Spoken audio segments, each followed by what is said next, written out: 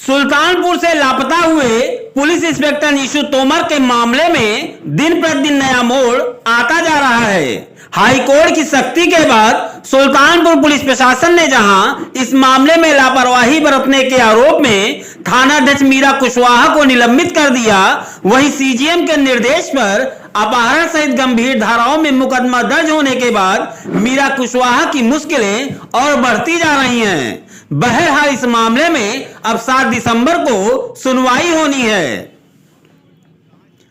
दरअसल निशु तोमर वर्तमान समय में श्रावस्ती जिले में पुलिस इंस्पेक्टर के पद पर तैनात हैं। सुल्तानपुर में रहने के दौरान इन पर एक महिला सिपाही ने रेप सहित गंभीर धाराओं में मुकदमा दर्ज करवाया था। इसी मामले में सरेंडर करने के लिए बीते 22 सितंबर को सुल्तानपुर दीवानी न्यायालय निशु तोमर पहुंचे हुए थे, लेकिन देरी से पहुंचने के चलते उनकी सरेंडर एप्लीकेशन पेश नहीं हो सकी। लिहाजा दीवानी से निकलते ही सुल्तानपुर के पुलिसकर्मी उन पर टूट पड़े और एक बड़े बदमाश की तरह करीब 1 किलोमीटर दौड़ाकर उन्हें नगर के अफीम कोठी के पास पकड़ लिया और महिला थाने लेकर चले गए। निशु की पत्नी कुसुम का आरोप है कि निशु को छोड़ने के एवज में महिला थाने की पुलिस ने उनसे 1 लाख रुपए भी ले लिए और थोड़ी देर में छोड़ने की बात कही थी, लेकिन तब से लेकर अब तक निशु तोमर लापता हैं। खबर फैला दी इन्होंने कि निशु भाग गए। भाग कैसे गए? जब मैंने 1 लाख रुपए दिए और इन्होंने मुझसे कहा छोड़ा, इन्होंने भागने का कैसे आरोप लगा दिया। पहले भी उनके ऊपर गलत आरोप लगाए थे, आज भी उनके ऊपर गलत आरोप लगा रहे हैं। मेरे पति भी पुलिस में इंस्पेक्टर है, वे ऐसा कानून से बाहर होकर कोई काम नहीं करते, ना उन्होंने किया अभी तक और ना वे ऐसा कोई गलत काम करेंगे। उन्हें कानून का पता है, कानून के रक्षक हैं वे ऐसा गलत काम कभी नहीं करेंगे।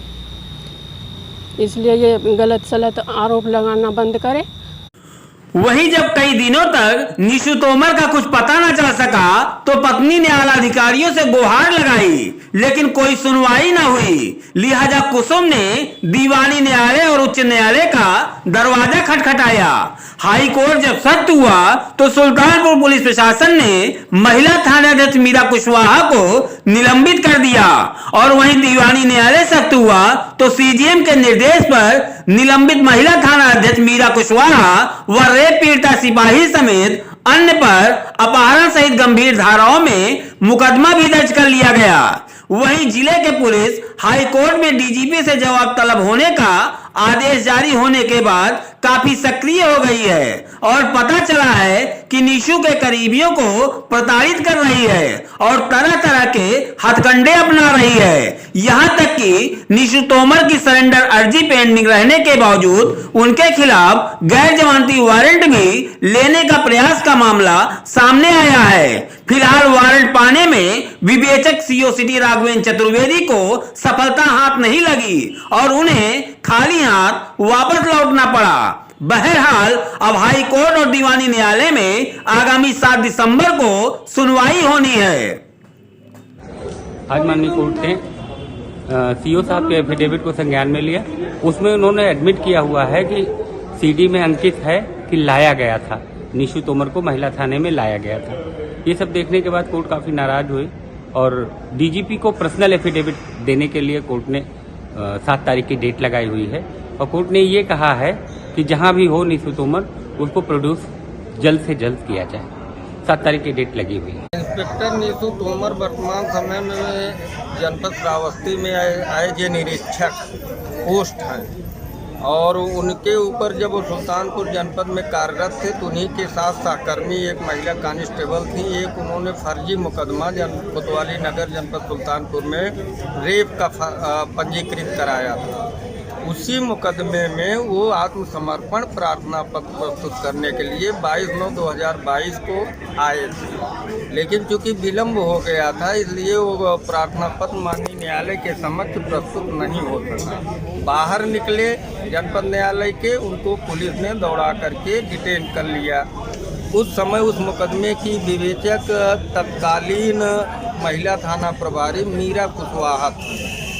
वो लेकर के उनको गई, तब से उनका आज तक अता पता नहीं है। वो लापता हैं थाने से, ना तो उनको माननीय न्यायालय के समक्ष पुलिस ने पेश किया, ना ही वो आज तक घर पहुंची। ऐसी स्थिति में उनकी पत्नी को बुलाया गया। उनकी पत्नी का वर्जन है कि हमसे 1 लाख रुपया लिया गया और महिला थाना प्रभारी द्वारा ये कहा गया कि आप जाइए, ये घर पहुंच जाएंगे, लेकिन वो नहीं पहुंचे। और जब कई दिन बीत गया, इनकी पत्नी सभी उच्च अधिकारियों के पास गई, कोई कार्रवाई नहीं हुई कि उन्होंने एक हैबियस कॉर्पस रिट याचिका माननीय उच्च न्यायालय लखनऊ में डाला है, जिसमें माननीय उच्च न्यायालय ने सुनवाई करते हुए डीजीपी महोदय को उनके व्यक्तिगत एफिडेविट के लिए तलब किया है, मांगा है, और वो सुनवाई जो है 7 तारीख को लगी है। इनका जो सरेंडर एप्लीकेशन है यहाँ पर माननीय सीजीएम महोदय के समक्ष कंटिन्यू है, उसमें भी आत्मसमर्पण की प्रार्थना पत्र की सुनवाई 7/12 को ही लगी है। लेकिन कल जो है अब ये विवेचना ट्रांसफ़र हो गई।